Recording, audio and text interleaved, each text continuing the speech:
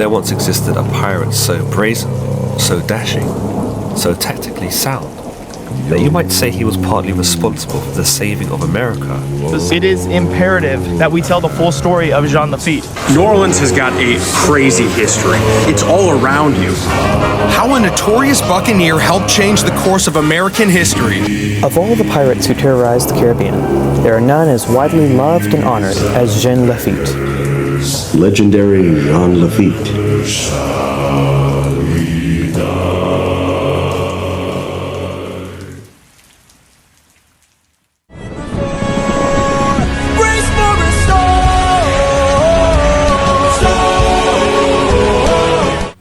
Born in 1780, he was a swashbuckler indeed, but it was not always this way. Jean Lafitte's birthplace is not decided upon exactly. However, it is estimated that he was born either in the Kingdom of France or the French colony of Saint Dominique, which is present Haiti in the Caribbean. Fast forward to 1810, he is now in Louisiana with his brother, Pierre Lafitte. Together, they are like partners in crime. They open up a blacksmith shop, nothing out of the ordinary as it would seem, but this blacksmith shop was so much more.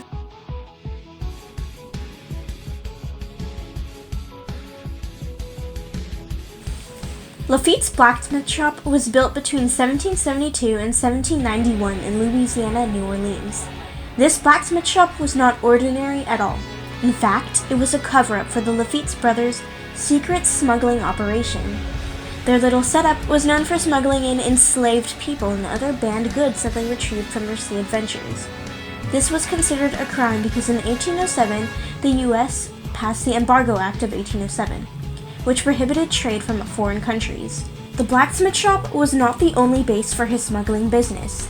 His primary base was Barataria Bay, which was a key location known for its smuggling and piracy activities. It is part of the Barataria Estuary, which is a large system of interconnected waterways that extends south of New Orleans to the Gulf of Mexico. 1810 was when the Lafitte brothers started engaging in piracy, and they had ruled Barataria Bay by the 19th century. Their smuggling business was finally busted by the U.S. Navy in 1814.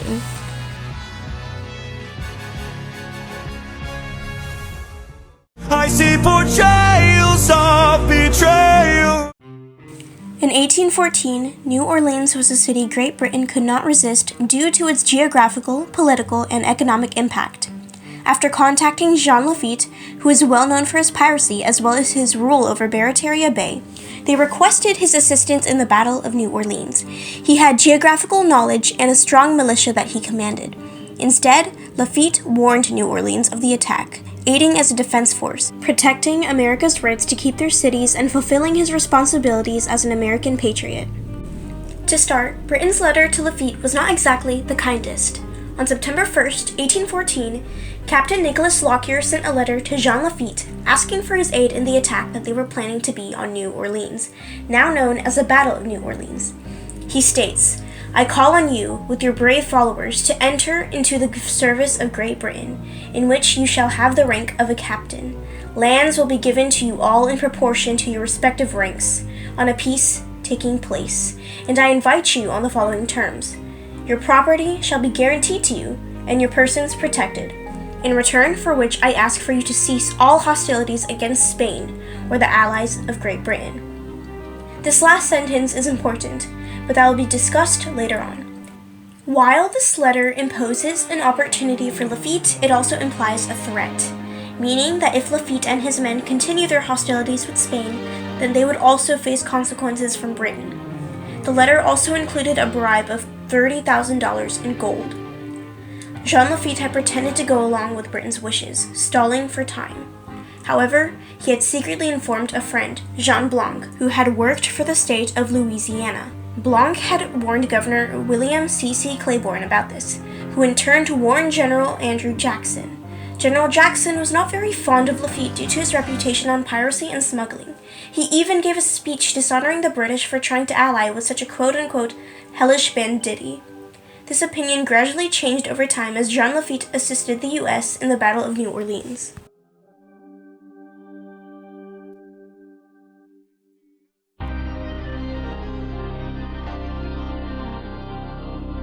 The bribe that the British had offered was very tempting.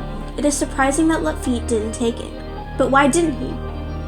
Well, there are a few reasons why Lafitte did not accept this offer, and instead pretended to and informed the US about this attack. Personal loyalty being one of them. Jean Lafitte was a true patriot, as he believed in the American Constitution and agreed with the philosophy of a country's citizens having the freedoms they deserve. Another reason for this betrayal was that siding with the US was a matter of strategic decision, as one of the conditions of his assistance was to be handed a pardon for all his past crimes.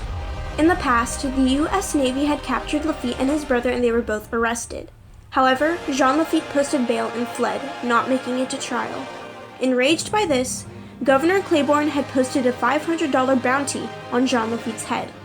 Lafitte's response was rather whimsical, for he had posted posters of his own offering $5,000 for Governor Claiborne's head. Despite this, Lafitte remained loyal to America. This was also a case of mutual benefit, as Lafitte would try and secure a profitable and stable future for him and his men when he had gained the favor of America. Lastly, Jean Lafitte's hatred for Spain only grew by the day. His operations mainly targeted Spanish ships. Long ago, during the Spanish Inquisition, Lafitte's grandmother and mother had to flee Spain because they were conversos, who were Jewish converts to Christianity. The Spanish Inquisition mainly targeted conversos mainly due to distrust and discrimination. Lafitte's grandfather was executed by the Spanish.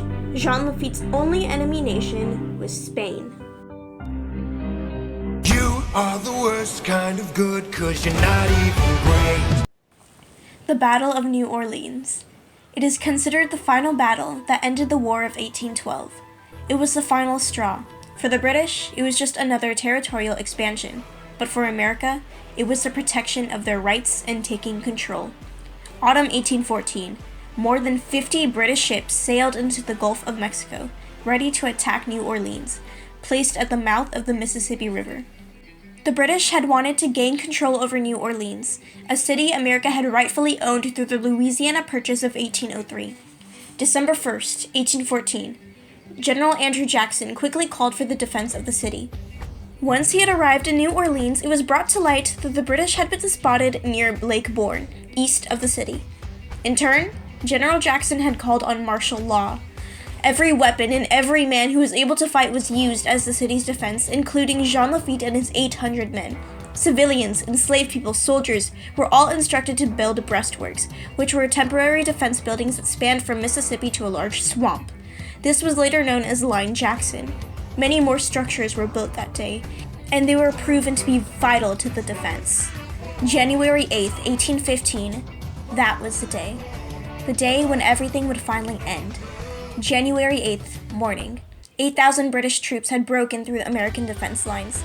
For 2 grueling hours, both parties had fought, but the British had suffered a fatal blow and had lost in the end. 2,000 British soldiers were harmed, and there were less than 65 American casualties. Over 4,000 men had defended New Orleans that day. Jean Lafitte had provided his geographical knowledge, his men, and armory. They had extensive knowledge of how to use cannons, which helped tremendously. It was done. It was finally over.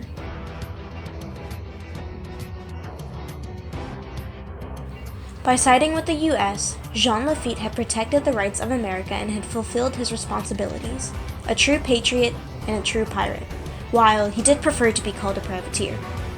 His actions before the Battle of New Orleans caused him to be an infamous troublemaker in Louisiana. He was nicknamed the Terror of the Gulf. Despite the dislike of him, he had helped America greatly, not just during the battle, but before it as well. Without his warning, American troops would not have been nearly as prepared and they could have potentially lost the battle in New Orleans. The American victory had boosted the nation's confidence and had secured their place as a country, and they had gained the respect of many other nations. Jean Lafitte was granted praise from General Jackson in the form of an official report. This victory also gave General Andrew Jackson enough support to be elected as president in 1828. After the battle, Jean Lafitte returned back to his old ways. In 1821, his base at Galveston was destroyed by the U.S. Navy, which ended his smuggling operations for good. However, it is not confirmed whether or not he still continued with this piracy until his unknown disappearance. While Jean Lafitte is a controversial person in history, he is praised for his courage. He was, in fact, a patriotic pirate.